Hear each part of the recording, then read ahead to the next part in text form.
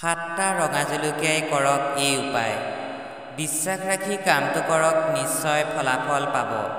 বন্ধু বান্ধৱীসকল, আজি আপোনালোকক শত্ৰুক বশ কৰা উপায়ৰ বিষয়ত ক'ম। সেয়েহে ভিডিঅ'টো স্কিপ নকৰাকৈ শেষলৈকে চাই থাকিব। বন্ধু বান্ধৱীসকল, এটা উপায় আছে যাৰ দ্বাৰা আপুনি শত্ৰু নাশ কৰিব পাৰিব। জলকীয়াই কৰক এই উপায়। তাৰ পিছত চাব আপোনাৰ শত্ৰুৱেও আপোনাৰ চৰণ চুমিব। ইয়াৰ কাৰণে আপুনি প্ৰথমে 7টা ৰঙা শুকান জলকীয়া ল'ব। জলকীয়াকেইটা চাব যাতে ভঙা চিঙা নহয়, লগতে ঠাৰিডাল থাকিব লাগিব। তাৰ পিছত আপুনি বাওঁ হাতত জলকীয়াকেইটা লৈ সোঁ হাতেৰে ঢাকি ধৰিব আৰু আপোনাৰ জনা শত্ৰু আছে সেইখিনিৰ নাম একমনে একাদিক্ৰমে উচ্চাৰণ কৰিব। লগতে ক'ব, এই শত্ৰু নাশ হ'ব লাগে, মোৰ জীৱনৰ পৰা শত্ৰুতা নাশ হ'ব লাগে। এবাৰ এজন শত্ৰুৰ নাম লৈ ক'ব, মোৰ লগত তেওঁ যিখিনি শত্ৰুতা আছে সেইখিনি নাশ হ'ব লাগে।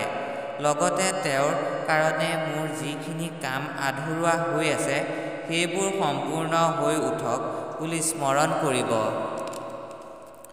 আপুনি যেতিয়া এইখিনি কৰি হ'ব, তেতিয়া শেষত আপুনি মনতে ভাবিব যে জনাতো যিমান শত্ৰু আছে সেইখিনিৰ নাম উচ্চাৰণ কৰিলোৱেই।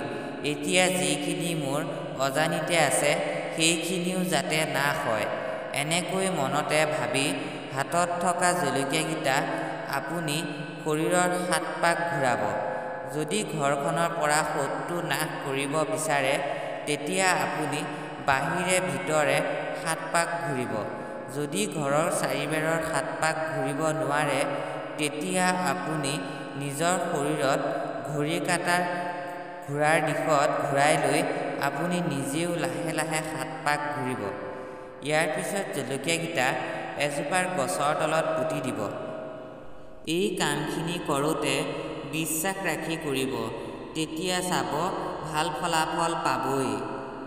বন্ধু বান্ধৱীসকল, ভিডিঅ'টো এটা লাইক কৰিব যাতে মই গম পাম আপোনালোকে মোৰ ভিডিঅ'সমূহ চাই ভাল পাইছে বুলি। যিসকলে মোৰ চেনেলটোত নতুনকৈ আহিছে সেইসকলে চেনেলটো ছাবস্ক্ৰাইব কৰি কাষতে থকা বেল আইকনটো অল ন'টিফিকেশ্যনত কৰি ল'ব, যাতে মই ভিডিঅ' আপলোড কৰিলে পোনপ্ৰথমে পায়।